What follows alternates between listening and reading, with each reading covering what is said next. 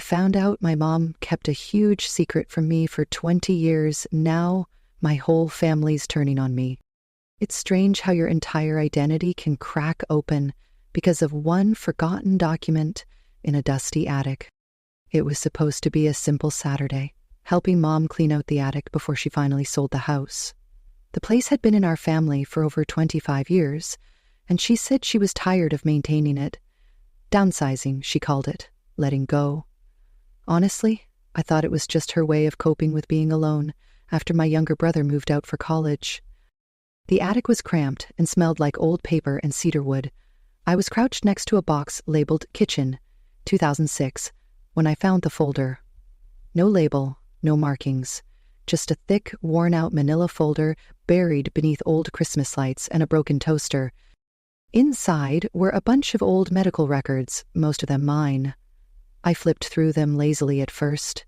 Immunization charts, discharge summaries from when I had pneumonia in second grade, dental records. But then I saw something that didn't make sense. A birth certificate. At first, I thought it was just a duplicate. My full name was printed across the top in all caps. Same birthday, same hospital. But the father's name stopped me cold. Daniel S. Not Steve. Not the man who had raised me since birth. Not the man who helped me with algebra homework, who stayed up late when I was sick, who danced with me in the living room the night I got into college. Daniel S. My stomach sank. I read the document again, then again. It wasn't a clerical error. This wasn't someone else's form. It was mine. Every detail matched except the father's name. For a moment, the attic felt too quiet, like the air itself was holding its breath. I didn't say anything to Mom right away. I just tucked the birth certificate back into the folder and continued sorting like nothing had happened. But my hands were trembling. I kept knocking things over. I think she noticed, but she didn't ask. She was too busy arguing with herself about whether to keep some cracked vase from Aunt Ruth's wedding. That night, I couldn't sleep. I stared at the ceiling, trying to convince myself there was an explanation. Maybe Daniel S. was a clerical name. A middle name? A mistake? But deep down, I already knew. Over the next few days, I kept circling around it in my mind. Every childhood memory started to feel suspicious. Had there been signs? Did my dad, Steve, even know? I waited a week before I confronted Mom. I invited her over for tea, tried to make it casual. She was smiling, talking about some shows she'd started watching when I finally said, "Hey, I found something in the attic." Her face changed instantly. I pulled the birth certificate from the drawer and slid it across the table. She looked at it, and the color drained from her face. She didn't even pretend to be confused. There was this long, suffocating silence between us. Then finally she whispered, "I was hoping you'd never see that." I felt something in me go still. "Who is he?" I asked. She exhaled slowly, as if the air had been knocked out of her. "Daniel was someone I knew before I met your father. It wasn't serious. When I found out I was pregnant, he disappeared, wanted nothing to do with it. A few months later, I met Steve. He knew I was expecting, but I never told him the baby wasn't his. He loved you. From day one, he chose you." I just stared at her. "So he never knew?" She shook her head. "He's your dad, in every way that counts." But it didn't feel that simple. Not to me. I wasn't angry. Not yet. I was just numb. 22 years of believing I belonged exactly where I was, and in one conversation, it all shifted. A new name, a ghost of a man I never met, a secret that had been sitting in our attic for 2 decades. I looked at my mother, the woman who had always been my moral compass, and for the first time in my life, I didn't recognize her. The truth didn't explode. It cracked through the silence, quiet and sharp, like ice breaking underfoot. I didn't plan to tell Dad, not at first. For days, I went through the motions like I was living someone else's life. I'd sit across from him at dinner and hear his voice, familiar, steady, warm, and feel like I was intruding on a memory that no longer belonged to me. He didn't know, that much was clear. There was no way a man like Steve, My dad, the one who showed up for everything, even things that didn't matter, could have known the truth and just kept pretending. He was too honest, too good. And that made it worse. One night, I stayed up until 2 a.m. staring at my phone, typing and deleting messages I'd never send. "Can we talk? I found something I think you should know. It's about Mom. About me." None of them felt right. None of them felt fair. But the lie was beginning to eat away at me. I was carrying something he deserved to know, something she should have told him long ago. So I stopped, waiting for the perfect moment, and just told him. It was a rainy Thursday. I invited him over to my apartment. He brought Chinese takeout and 2 bottles of that weird green tea he liked. He made a joke about the leaky faucet in my kitchen, and I remember thinking, how do I say something that will change his entire life? I didn't even finish my food. My hands wouldn't stop fidgeting with the edge of the takeout box. Finally, I said, "Dad, there's something I need to show you." His brow furrowed, but he stayed calm. I handed him the birth certificate. I watched his eyes scan it.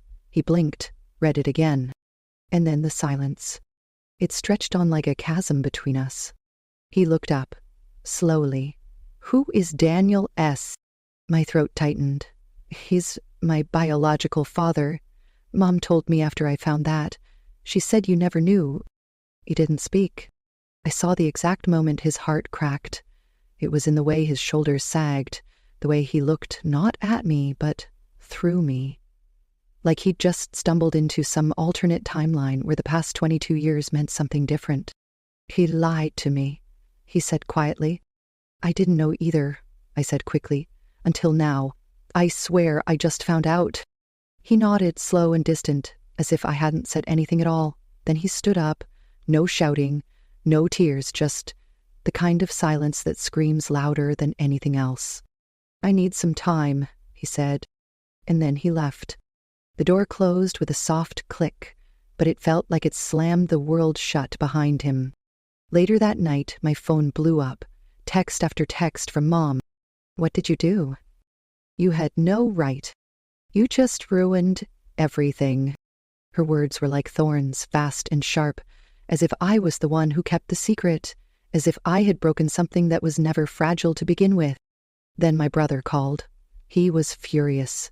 He said Dad hadn't come home, that he was devastated, and that I had destroyed the only stable thing left in our family. He didn't want to hear my side, didn't want to believe there was a side. "You should have left it alone," he said, before hanging up. And maybe I should have. Maybe telling the truth was selfish. But how could I keep pretending? How could I sit across from my father, knowing he had lived a lie for over 2 decades? I didn't tell him to hurt him. I told him because he deserved the truth. Because I couldn't look at him and lie with my silence. But now he's gone. My family is splintering. And the worst part? I don't even know who I'm supposed to mourn. The father I thought I had, or the man I may never see the same way again. No one tells you that truth has an aftershock, that even when it's righteous, it still tears things apart. I didn't hear from Dad for 2 days. Those were the longest 48 hours of my life. Every sound outside made me think he might pull up. Every text ping gave me hope and dread in equal measure. I kept imagining his face over and over. The moment I told him, the way he looked like someone had pulled the ground out from under him. When he finally messaged me, it was short. "Need space. Please don't contact me for a while." That was it. Not, "I'm okay." Not, "We'll talk." Just distance. A wall between us where there used to be nothing but open love. Meanwhile, Mom was unraveling. She kept sending these guilt-soaked messages that swung between anger and sorrow. One moment she was begging me to fix things. The next she was accusing me of tearing the family apart. "Do you think you were the only one hurt by this?" she said during one voicemail. "I did what I had to do to keep this family together. Your dad didn't need to know. You didn't need to know. We were happy." Happy. As if truth and happiness couldn't exist in the same room. But the part that hurt most was my brother Jake. We were close. Or I thought we were.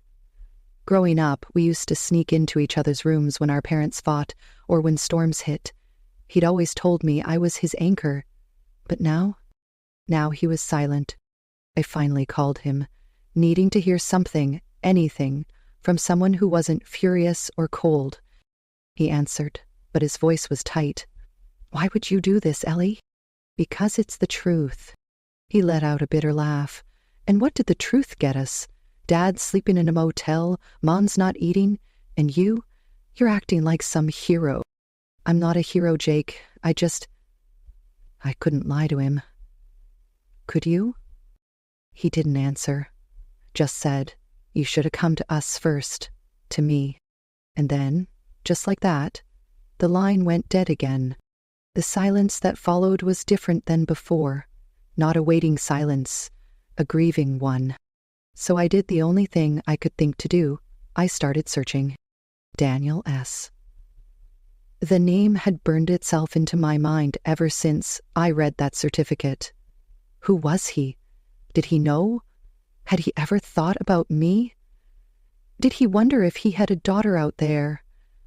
I scrolled through dozens of profiles, old Facebook accounts, LinkedIn pages, obituaries. Nothing certain yet, but with every click I realized how strange it was to be looking for someone who had helped create me but never once tried to know me. And still, I couldn't help the curiosity. I wanted to know what part of me came from him. My chin? My stubborn streak? The way I feel everything too deeply? The same week, I got a call from my aunt, Mom's sister Claire. She'd always been more of a neutral party in the family. Funny, sarcastic, the kind of person who never took sides, until now. "I'm proud of you," she said simply. "This isn't your mess to clean up, and don't let them dump it at your feet." That phone call felt like air after drowning. Someone, finally, who saw the fracture not as something I created, but something I uncovered. But even with her support, I was still alone most nights, sitting on my bed, staring at the window, wondering if I'd made everything worse by trying to do what felt right. And the worst question of all, the one that circled my head in the quiet hours, was this. If I had stayed silent, would we still be a family? It's a strange thing, chasing a ghost who shares your DNA. After the dust began to settle, though barely, I turned fully to the one question that hadn't left my mind since the attic. Who is Daniel S.? My life had become split into two halves, the one I had always known, where Steve was my father and the world made sense, and the new, jagged half, where a man I'd never met had helped bring me into existence, and then vanished like a shadow in a photo. I started small, public records, vague searches on ancestry sites. I typed Daniel S. into every database I could access, pairing it with the city I was born in, the year, the hospital. Pages and pages of results, most of them useless. But then, one night, I found a name, Daniel Shaw, on an old alumni page from a college about an hour from where Mom had grown up. He'd been a student the year before I was born. There was even a blurry grayscale photo next to his name. And I swear, something in the eyes looked familiar. A chill passed through me. From there, I found a possible match on Facebook. The account was barely active, no profile photo, a handful of friends, and one ancient post from 2012 about the Chicago Bears. Still, something told me it was him. I didn't message him right away. I stared at the blank message box for almost an hour, fingers hovering. What do you say to a stranger who might be your father? "Hi, I exist. You may have helped create me. Sorry to disrupt your life after 22 years. In the end, I wrote something simple. Hi, my name is Ellie. I believe there's a possibility you might be my biological father. I found some information recently and have some questions, if you're open to it. I'm not here to cause any trouble, just looking for answers." I hit send. Then immediately regretted everything. Days passed. Nothing. I told no one. Not my mother, not my brother, and definitely not Dad. Steve, who still hadn't spoken to me since the night he left my apartment. His silence was its own kind of answer. Then a week later, I got a reply. "I don't know who you are. Please don't contact me again." 12 words. That was it. No curiosity, no denial, no questions. Just a wall, a cold, sharp wall. I stared at the message for a long time. Not because I didn't expect rejection, I did, but because it stung more than I thought it would.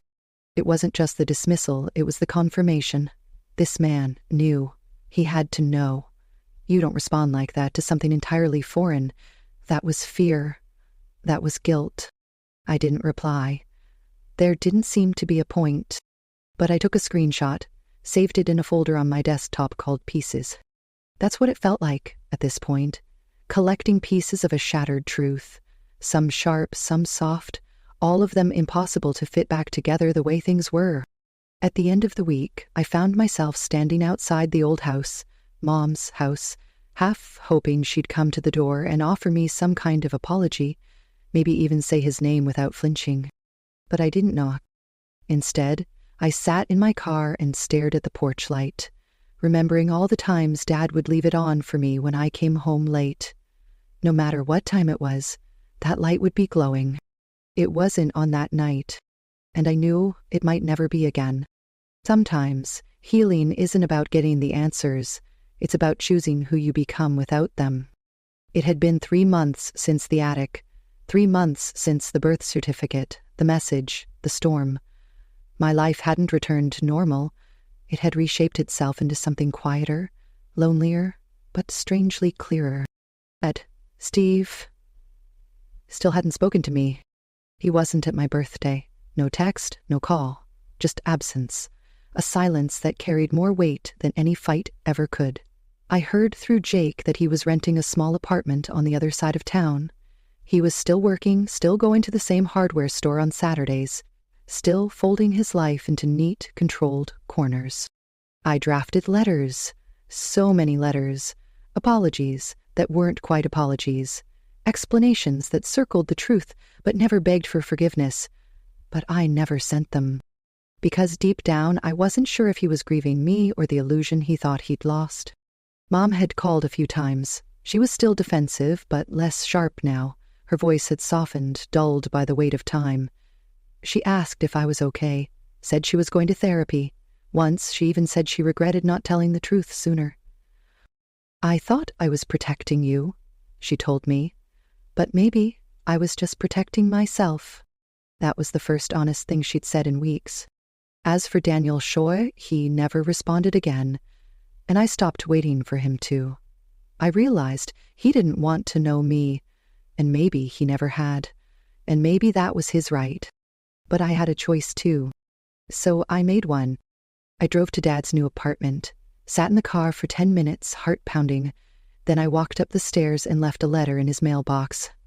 No envelope, just the words, "I don't care about biology. You were my dad before I knew what the word meant. You still are. I love you. I always will. I just want you to know that if you ever come back, I'm here." I didn't wait for a reply. I just walked away, crying, but lighter than I'd felt in months. That night, I went home and put everything, the birth certificate, the screenshots, even a photo of Daniel Shaw, into a box. I labeled it Truth, and I put it on the highest shelf of my closet. Not hidden, just set aside. I wasn't erasing anything, I was choosing not to be ruled by it. My life didn't go back to what it was, but it didn't have to. I started rebuilding, one piece at a time, reaching out to friends again, laughing more, cooking meals that reminded me of childhood without letting them hurt. A month later, I got a postcard in the mail. No return address, just a short message in blocky handwriting. Still figuring it out. But I miss you too, Dad. I cried for a long time that day. Not because everything was fixed, but because maybe, just maybe, it could be. In the end, family isn't just about who shares your blood. It's about who chooses to stay, even after the truth shakes the ground beneath you. If my story inspired you, give it a thumbs up. Thank you for listening till the end.